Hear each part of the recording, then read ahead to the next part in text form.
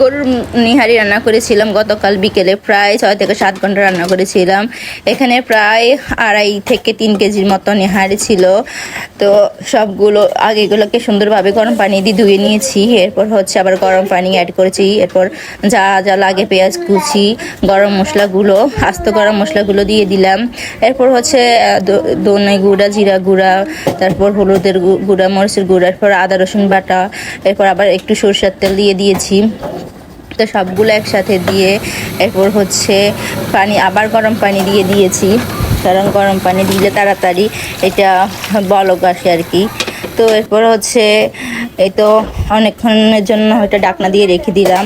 এরপরে হচ্ছে আবার ফিরে আসলাম প্রায় 20 মিনিটের মতো, 20 মিনিট পর।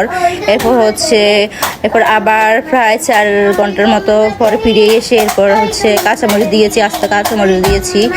এরপর আবার রেখে দিলাম অনেকক্ষণ ধরে। কি বয়স দেবো, আমার ছেলে মেয়ে জ্বালাই, তারপরেও দিচ্ছি, কিছু করার নেই। ওরা এত বিরক্ত করে, একদম বয়স দিতে পারি না আমি।